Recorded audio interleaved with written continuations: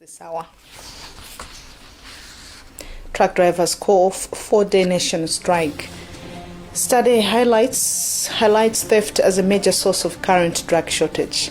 70% of electrical installers unlicensed. Mera says this puts people in the country at risk of accidents.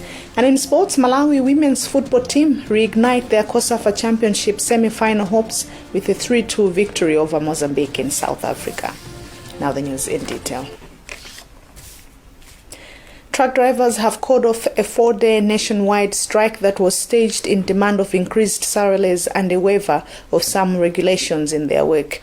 Representatives of the truck drivers' unions met government ministers today on the impasse where consensus was agreed. At the meeting, a task force was formed to allow the truck drivers hold consistent engagements with government on issues affecting their work. Chimamwe Padata has more. 5 cabinet ministers engaged representatives of the truck drivers' unions, where the two sides reached a consensus to call off a strike that lasted 4 days. Government during the meeting announced from today onwards 86% of work will be dominated by local importers, and this should force employers of the truck drivers to comply with the 140,000 kwacha salary to international truck drivers as it was demanded. Minister of Homeland Security, Richard Jimwendo Banda, who led the joint press briefing, said the two sides have also formulated a task force composed of the 5 ministers and members of the unions to consistently engage government on issues affecting their welfare. Minister Jimwendo added that the truck drivers will now access a waiver of the 48-page passport fees and that international drivers will not pay COVID-19 test fees on entry into the country. Most of these issues were actually awaiting legislation.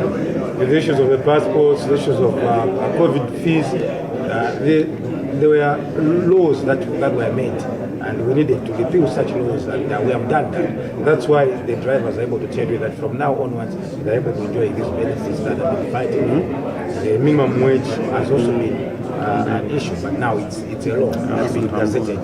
An executive member of the Truck Drivers Association, Bison Mibando, expressed contentment over government's commitment to resolve their recurring issues. Yeah, we have reached an agreement. What we did was, when we were contacted, we said we wanted to do a petition to the joint ministerial meeting, and so today we went over those issues with the ministers, and at the end of going those issues, we submitted to them our grievances that have been there, that have been going on for several years now, I can say. And so we have agreed. I think we are satisfied with the sort of conversation we've had with the joint ministerial meeting, that our grievances are going to be taken care of. We also given gas stations have been running low of supply as a result of the 4-day strike, and this prompted government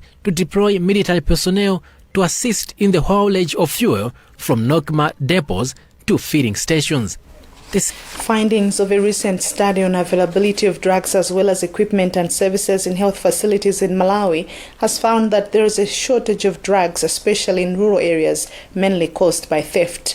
The study was conducted between January and June this year by the Universal Health Coverage Coalition. The research findings have also found that there is poor administration in terms of human resource availability. Tandim Chiswe, one of the researchers from Development Communication Trust, had this to say. Prolonged stock out of health commodities which are government funded. You're aware that the essential health package does comprise of commodities that are government funded, which are procured using the drug budget, but also there are other commodities that are procured using the resources from donors. So through this finding, our key finding is that these stockouts that we are all talking about in Malawi are more prevalent in these commodities that are government funded. The other key finding that we're presenting this morning is that we do have inadequate specialized human personnel in health facilities in the country, which also has an implication in terms of availability of drugs in health facilities.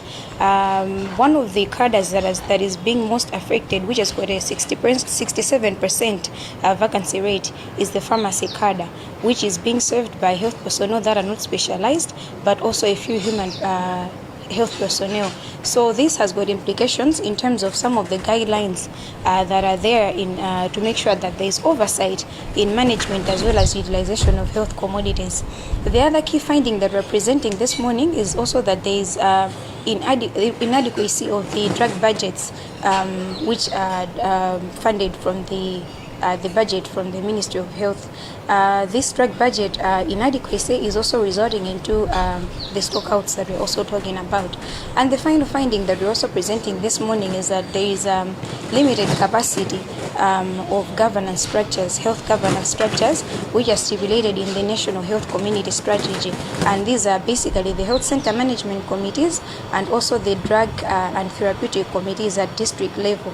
So what we are saying is that the limited capacity of these governance structures is also defeating the purpose of oversight in terms of health service delivery, and it's creating a lot of loopholes for drug pilferage, which is also one of the causative reasons for the stockouts that we have in the country. Chairperson for the Parliamentary Committee on Health, Dr. Matthews Ngwale, says this calls for enhancement of oversight role by lawmakers. Ministry of Health has announced that the country has exhausted all the AstraZeneca vaccines that are expected to expire by 30th September. The ministry spokesperson Adrian Chikumbe expressed delight with the news, saying had the vaccines expired, this would have caused loss of trust from donors. We have a report filed by Western Guta. There were fears that by September 30th, about 27,000 doses of AstraZeneca vaccine would expire if they were not used. But the Minister of Health has indicated that all doses that were set to expire have been used by the country before the end of their shelf line. The ministry spokesperson Adrian Chikumbe says doses were used before the September 30th. Chikumbe added that a consignment of Pfizer that the country is expecting to receive will be in when the storage facilities are ready for use. We've been able to exhaust the consignment of AstraZeneca vaccine that we had. We don't have any remaining from that consignment actually. Most of the districts had already run out of that consignment by Monday this week. Meanwhile, health expert Professor Maureen Chirwa has called on Malawians to turn up and get the jab. I'm sure the Ministry of Health is working day and night to make sure that that storage is available, whether it's in terms of space or the facility that is supposed to stock this vaccine will be available. The Pfizer vaccine requires -60 or -8 degrees for storage, but the World Health Organization advised Pfizer can be used in the country's facilities at -2 or -4 degrees for not more than 28 days.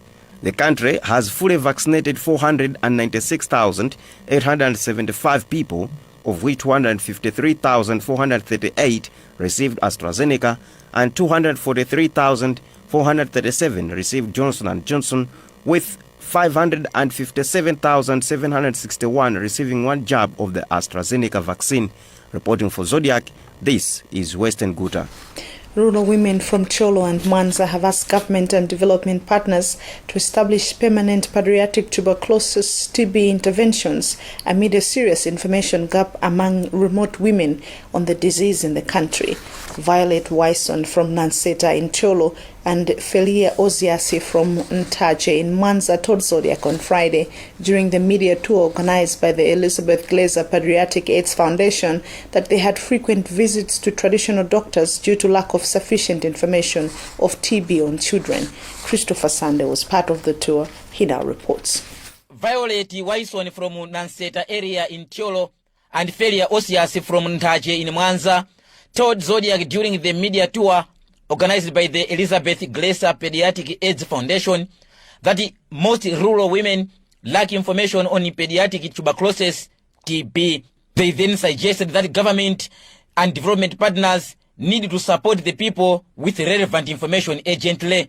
Senior medical officer at Cholo District Hospital, Dr. Israel Sambakunsi, however, said it is encouraging that through Elizabeth Glaser Pediatric AIDS Foundation project assisted to increase community awareness and delivery of timely health services to children suffering from TB. AGPAF country implementation CAF TB manager Yusuf Bam told us that the 1.2 billion kwacha catalyzing childhood TB initiative has assisted to screen more than 8,000 children and put on treatment 1,013 children. And in addition to that, among the challenges that we have been having in this country, for example, a less number of children being found with TB, we tried as much as possible to introduce innovations that can support in identification of children who have TB. With funding from Unit Aid, EGPAF, in partnership with the Ministry of Health, has been implementing a 4-year catalyzing pediatric tuberculosis innovation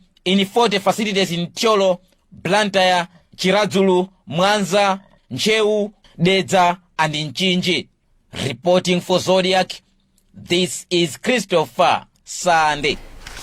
The elderly have bemoaned that they are being left behind in a number of important aspects of life as the world now is turning into a digital platform. For example, some say most messages and information through the digital platform are not user-friendly. The concerns have been raised as Malawi joined the global community in commemorating the Day for Older Persons on Friday. Alina Femlamba has filed this report. Speaking at this year's International Day of Older Persons, some elderly people said that they are facing challenges on use of digital means of accessing information, a development that they say is obstructing their access to key messages. John Piri and Fanny Chwaya, for instance, from Lilongwe, say they are facing challenges to use the current forms of technology to access critical information about their daily lives. Minister of Gender, Disability and Social Affairs, Patricia Kariati, while acknowledging that the elderly have been left behind on technology advancements, said government is working on ensuring that the elderly have access to modern forms of technology. We have a number of social protection programs set aside for the old persons, and we are looking forward to those who are targeting them, that they've got not to leave the old persons. We have only 1 million. And we know that some of those they are able to read because of the programs also set aside on the adult literacy programs. This year's International Day of Older Persons was commemorated under the theme, Digital Equipping for All Ages. Police in Katabe have arrested an Islamic sheikh on suspicion that he trafficked 50 children from Salima to Mpamba in the district. Police spokesperson for the district, Kondwani James, has confirmed the incident, saying Sheikh Osman Dik deceived the parents of the children that he would enroll their wards in a school of madrasa, which he claimed is well-funded. Muslim Association of Malawi Publicity Secretary Sheikh Dina Lachabuliga has disowned Sheikh Osman, saying he's not on the list of the sheikhs in the country. You're watching the news here on Zodiac. We'll be back with more. Stand by.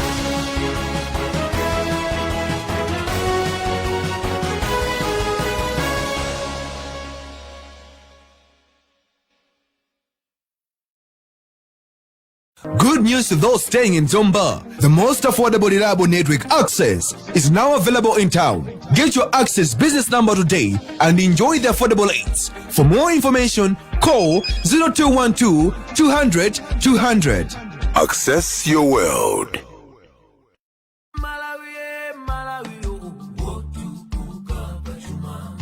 Masompenya amalawi watukula malawi 2063 akale wozimira paye ufika 2063 akale wokomera aliyense achinyamata tikwirane manja tukula malawi achinyamata tikale patsogolo tukula malawi malawi wozimira paye malawi wokomera aliyense Malawi 2063 kusinda dziko lathu mokomera aliyense.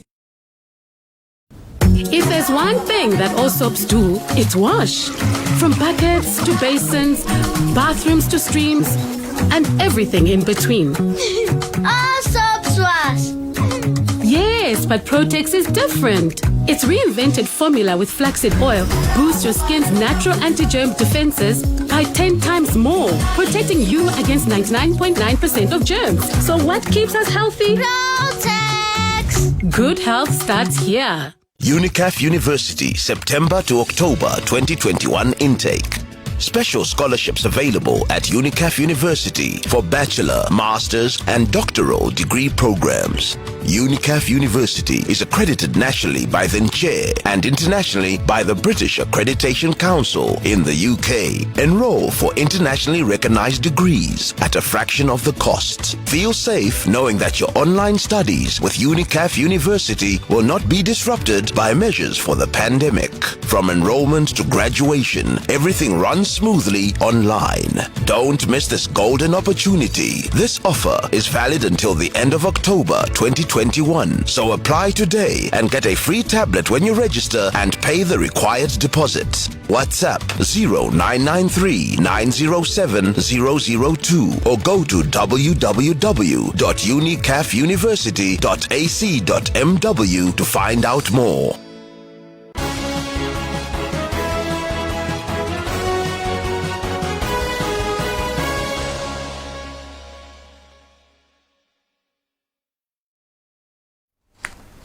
Welcome back. The headlines as we continue. One journalist has died on Friday afternoon and 5 others sustained various degrees of injuries after the vehicle they were traveling in was involved in an accident on their way to Neno to cover an event.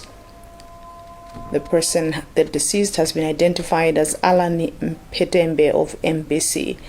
In charge of Lisumbi Community Hospital, Dr. Albert Jafunya says survivors have been referred to Queen Elizabeth Central Hospital in Blantyre to receive further treatment. Moving on with the news, the Malawi Energy Regulatory Authority, MERA, says over 70% of electrical installers are operating without permits. Spokesperson for the authority, Fitina Konje, says this puts many people at risk of accidents that may be caused by poor installation. Hapin Jalamano has filed this report from Blantyre. Spokesperson for the Malawi Energy Regulatory Authority says many electrical installers are not aware of the laws guiding their profession. Fitina Konje says over 70% of them do not have licenses. As a result, a development, she says, is robbing consumers of access to standard services. She said this in Blantyre on Friday during an electrical installer sensitization meeting. For the consumers, actually they'll be losing their money. But the most worrisome part is that some of the installations do cause accidents. I'm so sure you've heard of accidents that have emanated from poor installations. And this is what we want the consumers and the installers to avoid. So we are encouraging consumers to engage only those installers who have permits from MERA.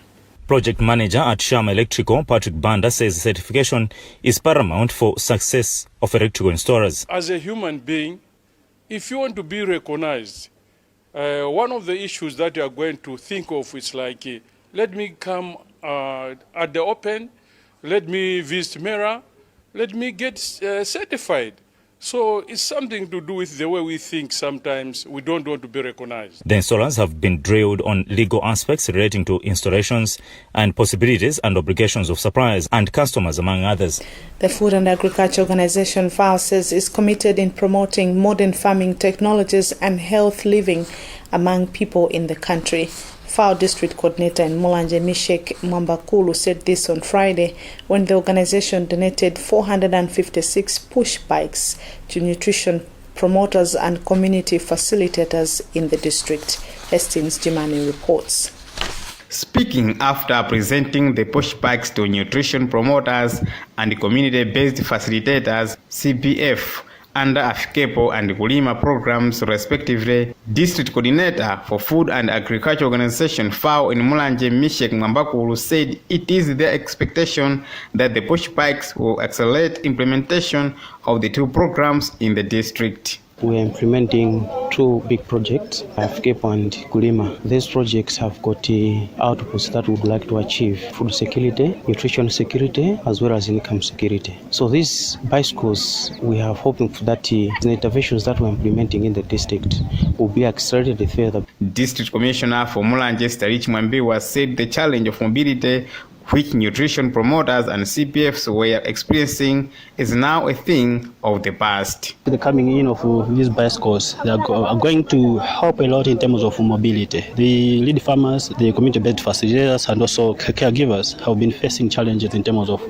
mobility. His sentiments were echoed by Doreen Moffo, the nutrition promoter, who said she will be able to reach out to 140 caregivers she saves in her area, Group Village Headman Ruben in TH Kumbu. Director of Agriculture, Environment and Natural Resources at Mulanje District Council, Yaz Nyirenda, said with the huge vacancy rate in his department, they rely on nutrition promoters and CBFs in dissemination of extension services. As you know that this time in government we got a lot of vacancies and we rely upon the community to assist us in the dissemination of technologies. Not long ago, FAO, with support from the European Union, also donated 47 motorcycles to Mulanje District Council under the two programs, Afikepo and Kulima. For Zodiak in Mulanje, this is Hastings Jimani reporting.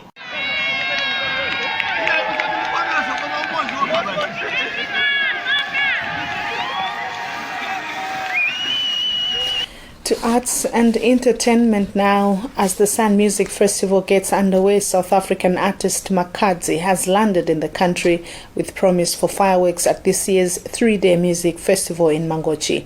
She has asked her fans in the country to get COVID-19 vaccine to stay safe from the pandemic, which she says has hit the industry world. This is what she said.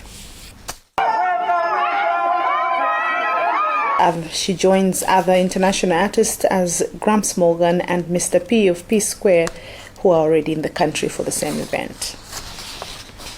Now we go to sports.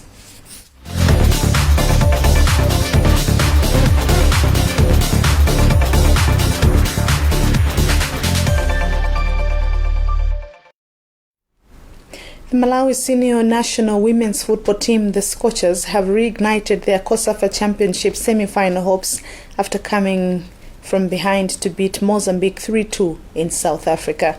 The Scorchers trailed 2-0 but leveled through Zainab Kabanda and Sabina Tom to force the encounter to a 2-2 stalemate at the end of the first half. Irene Kumalo grabbed the winner for the Scorchers. The victory means Malawi, who have 3 points from 2 games, have to beat Angola in their final preliminary round match on Monday and also bank on South Africa's win over Mozambique to be assured of a semi-final slot. And that's about what we have time for in this edition of the news. But before we go, a look at the headlines. Ngosi. From the rest of the news crew, it's thanks for watching and bye for now.